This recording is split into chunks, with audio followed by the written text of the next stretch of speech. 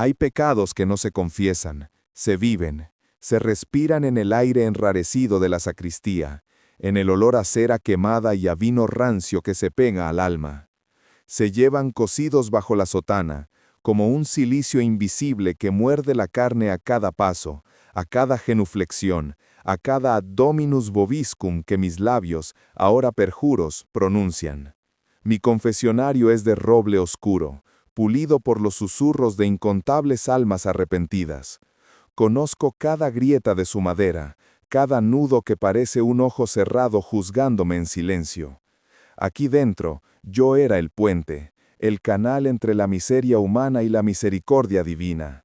Ahora, el puente está roto, y yo estoy ahogándome en el abismo que he creado.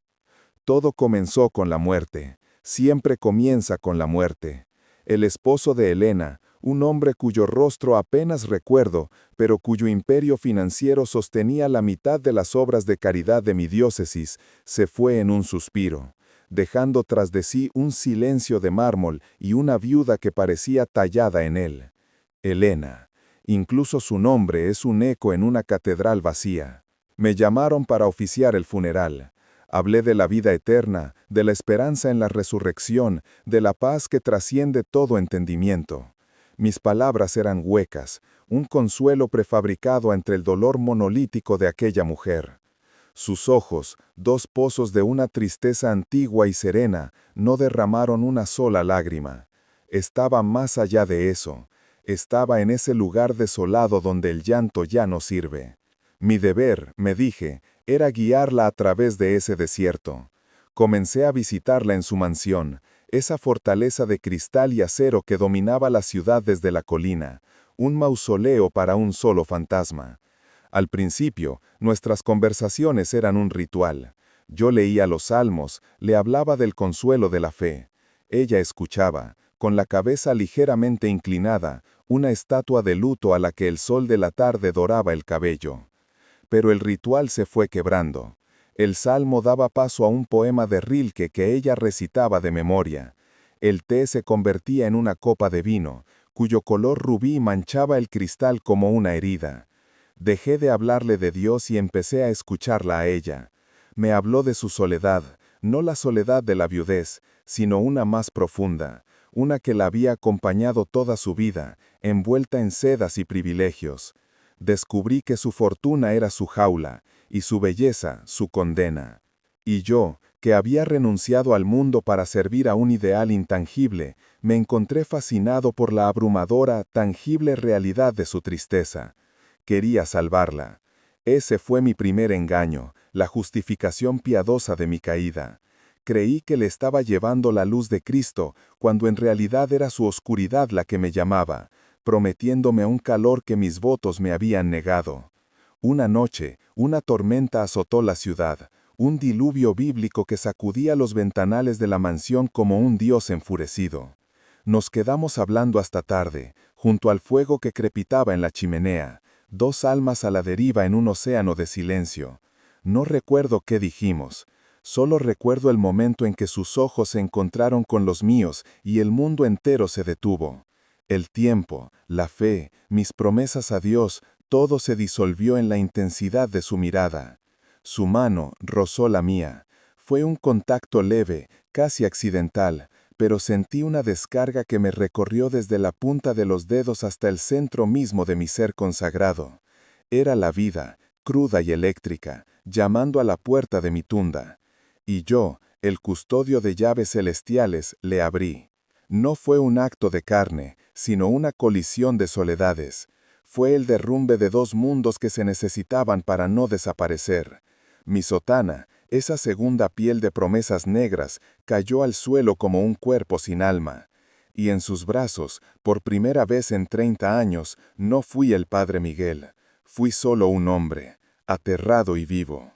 Ahora estoy aquí, en la penumbra de mi iglesia, arrodillado sobre el frío mármol del altar. La luna atraviesa el vitral de la Anunciación y proyecta sobre mí la imagen del arcángel Gabriel, su dedo celestial apuntando como una acusación. He profanado este lugar, he profanado mi cuerpo, he profanado mi alma. Pero el verdadero sacrilegio, el que me ahoga cada noche, es que no me arrepiento. Y en la tierra sagrada y solitaria de su vientre, yo, un hombre de Dios, había plantado una semilla, una consecuencia de carne y hueso que crecía en silencio, ajena al cielo y al infierno que batallaban dentro de mí. Los días que siguieron a la noticia se volvieron una liturgia de la mentira. Cada mañana me revestía con el alba y la casulla, capas de lino y seda que ya no se sentían como la armadura de un soldado de Cristo, sino como el disfraz de un impostor. Elevaba la hostia consagrada con manos que habían conocido la piel de Helena, y el hoc es enim corpus meum se me antojaba una blasfemia personal, un eco burlón en la bóveda de mi cráneo. El cuerpo de Cristo. ¿Y qué era el cuerpo que ahora crecía en la oscuridad de su vientre, sino el cuerpo de mi pecado, de mi humanidad desbordada? La noticia no llegó como un trueno, sino como un susurro en su jardín, un Edén improbable suspendido sobre el ruido de la ciudad. Era una tarde de finales de primavera. El aire olía a tierra húmeda y a las rosas que su difunto esposo había plantado. Helena estaba sentada en un banco de piedra, vestida de un blanco que parecía desafiar su propio luto. No lloraba. Su serenidad era más aterradora que cualquier lamento. Era la calma del ojo de un huracán, y yo estaba atrapado en su vórtice. «Estoy embarazada, Miguel». No dijo padre, dijo Miguel, y ese nombre, mi nombre de hombre, fue la pala que cavó la tumba de mi sacerdocio.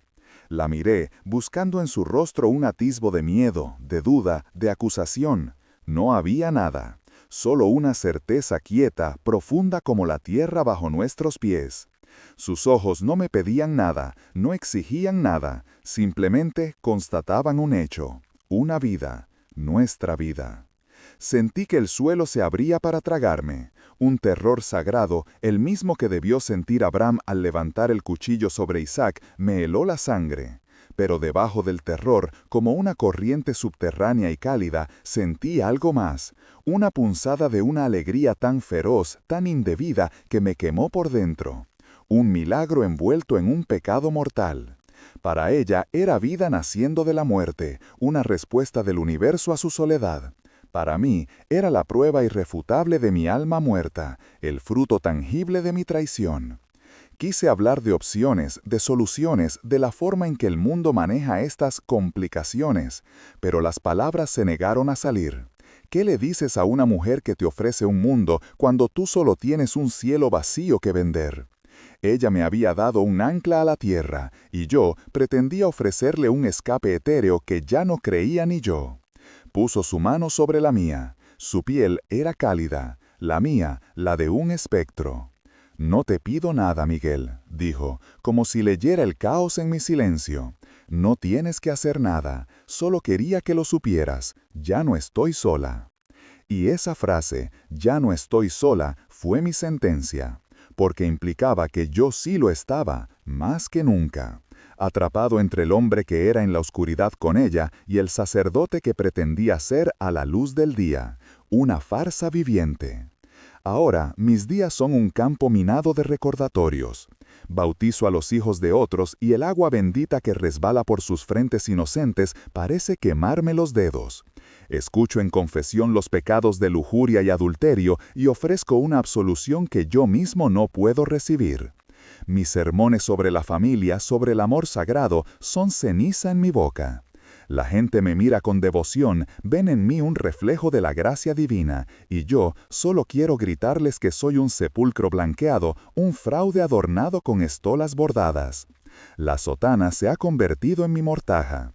Cada botón es un clavo, cada pliegue una sombra que esconde al hombre que soy y al padre que nunca seré. Helena no me llama, no me busca, me ha dado el regalo de la distancia, una cortesía cruel que me permite mantener mi farsa intacta. Pero sé que está allí, en su fortaleza de cristal, llevando en su interior nuestro secreto. Un secreto que respira, que patea, que crece cada día, mientras yo me encojo, me marchito, me deshago en este silencio sagrado y profano. Y a veces, en la quietud de la noche, cuando el único sonido es el latido de mi propio corazón culpable, me pregunto, ¿Qué es más grande, mi amor por Dios o el terror de perderla?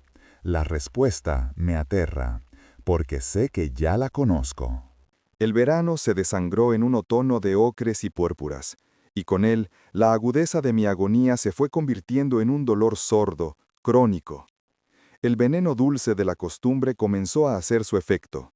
Me había acostumbrado al peso de mi alma muerta, al eco de mis propias mentiras.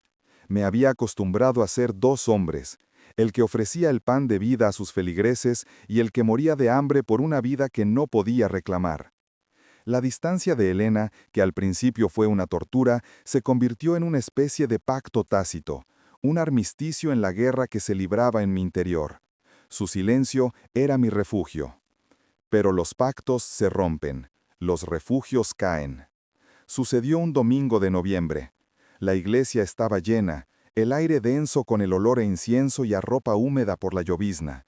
Yo estaba en el altar, a mitad del credo, proclamando con voz impostada mi fe en un Dios cuya misericordia sentía cada vez más lejana. Creo en un solo Dios, Padre Todopoderoso, Creador del cielo y de la tierra.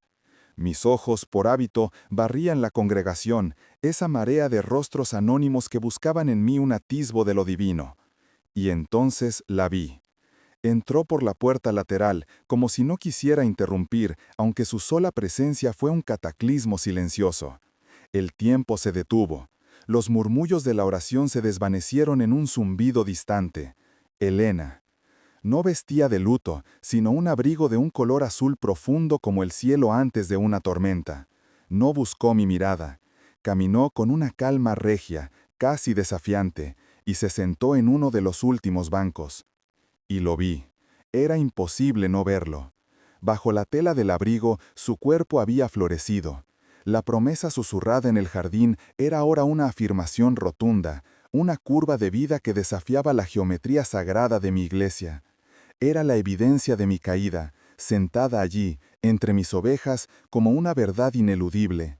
El pánico me subió por la garganta, un ácido helado.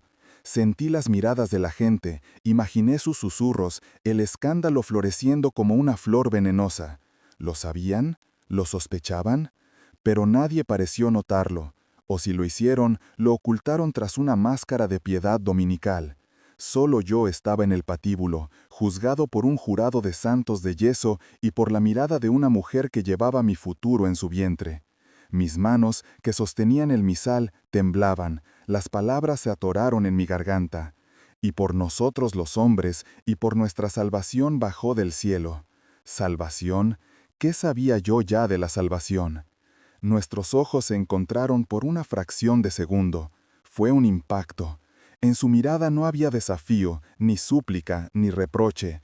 Había algo mucho más complejo, una serenidad inquebrantable, una invitación a un mundo que existía más allá de esas paredes.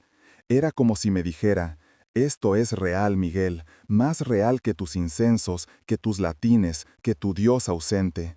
Esto es la vida. Y en ese instante, en el corazón mismo del sagrado sacrificio, cometí la herejía definitiva. Mientras elevaba la hostia, mientras pronunciaba las palabras que la convierten en el cuerpo de Cristo, no pensaba en el Calvario.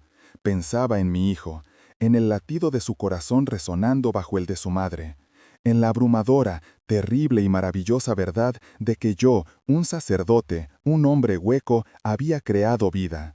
Y por primera vez, una alegría salvaje, una alegría que no pedía permiso ni perdón, atravesó la costra de mi culpa. Era una alegría que me aterraba más que cualquier condenación. Ella se marchó antes de la comunión.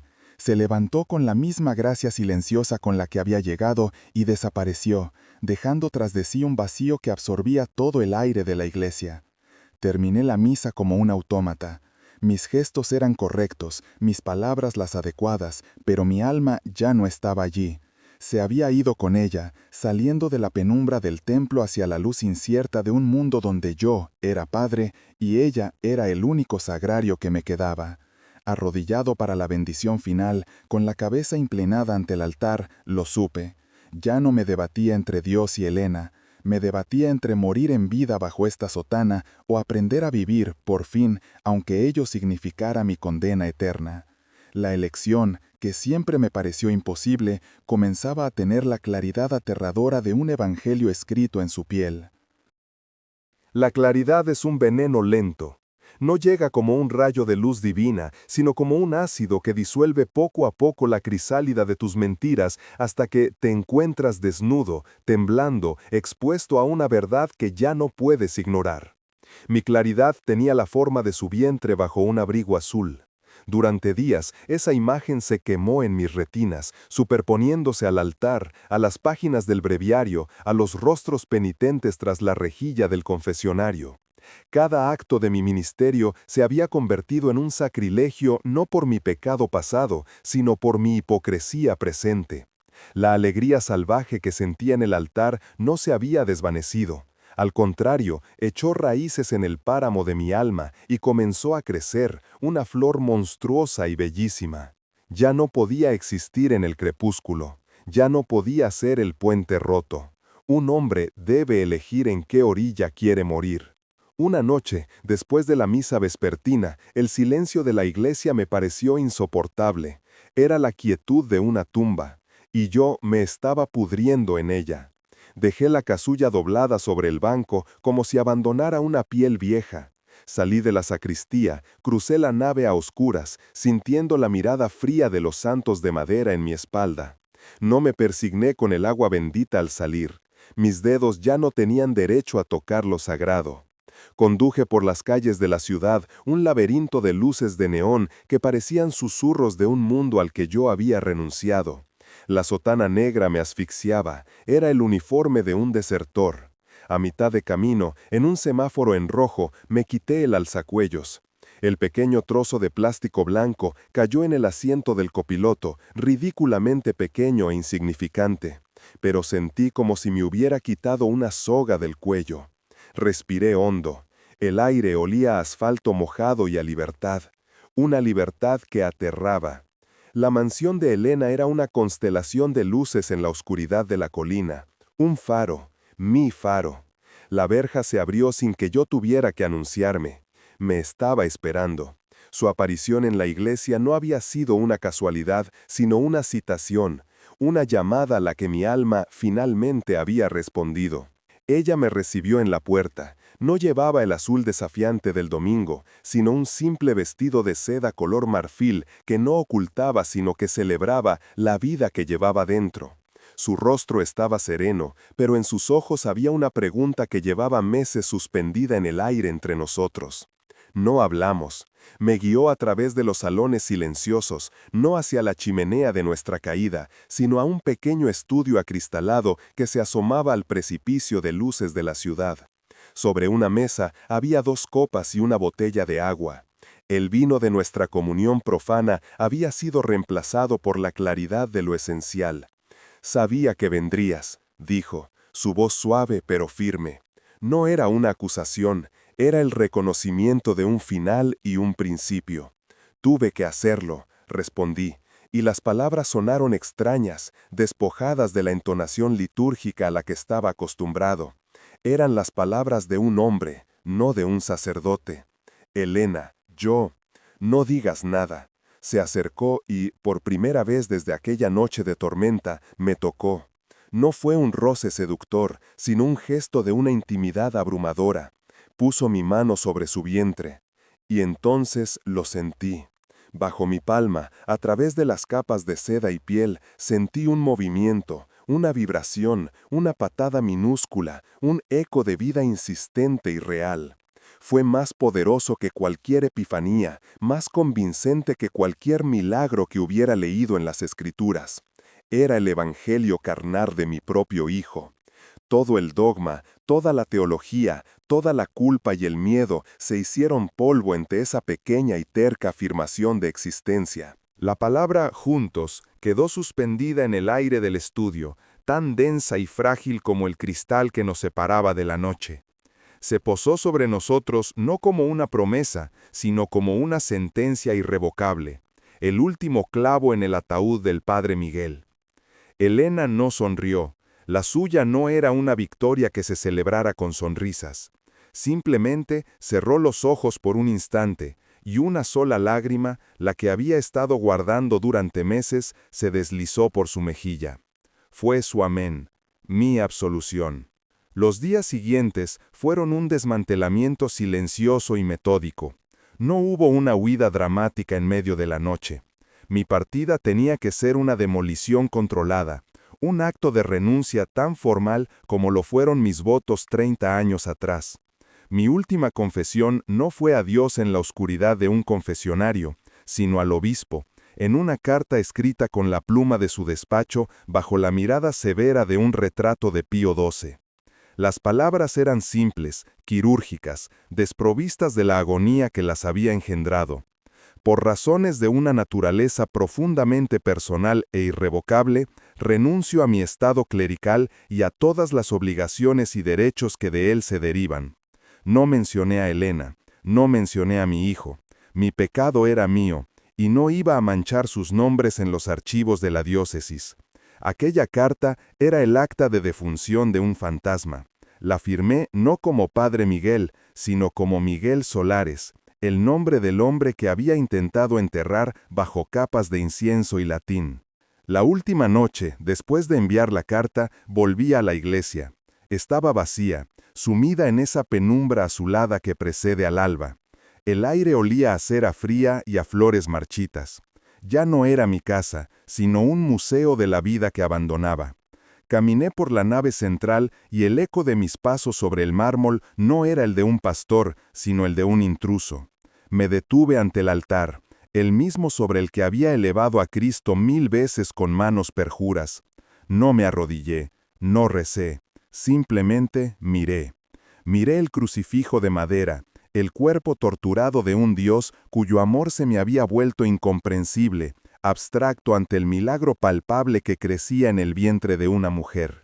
Dejé mi sotana doblada sobre el primer banco. La tela negra, mi segunda piel durante décadas, parecía ahora un caparazón vacío, la muda de una vida que ya no me pertenecía. Junto a ella deposité las llaves de la iglesia, un pequeño montón de metal frío, las llaves del reino que ya no quería. Salí al aire helado de la madrugada sin mirar atrás. No hubo relámpagos ni voces celestiales, solo el zumbido mundano de la ciudad despertando y una sensación de vacío tan inmensa que amenazaba con devorarme, pero que por primera vez se sentía como el espacio necesario para empezar a respirar. Elena me esperaba en el coche, a unas calles de distancia. No preguntó nada, solo tomó mi mano y su calor fue el ancla que me impidió disolverme en la nada. Condujimos hacia el este, persiguiendo un amanecer que no nos juzgaba. Dejamos atrás la ciudad, su perfil de acero y cristal hundiéndose en el retrovisor como una Atlántida personal. Ahora vivimos en una casa junto al mar, en un lugar donde nuestros nombres no significan nada.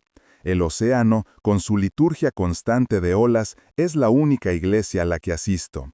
A veces, por la noche, el fantasma del Padre Miguel me visita. Lo siento en una punzada de culpa, en el eco de un salmo que acude a mis labios sin ser llamado. Pero entonces Elena apoya su cabeza en mi hombro, o siento una patada vigorosa a través de su piel y el fantasma se retira, impotente ante la abrumadora realidad de la carne y la sangre. Ya no hablo de la vida eterna ni de la esperanza en la resurrección. He cambiado un reino celestial por un pequeño mundo de 3 almas. He cambiado la salvación de la humanidad por la tarea mucho más aterradora y sagrada de aprender a ser un buen hombre, un buen padre. No sé si Dios me ha perdonado, he dejado de preguntármelo. He descubierto que la única gracia que necesito es el peso de la mano de Elena en la mía y la promesa de vida que se agita entre nosotros. Mi única resurrección no aguardaba al final de los tiempos en un sepulcro vacío, sino que latía aquí y ahora, bajo la palma de mi mano, y era suficiente, era todo.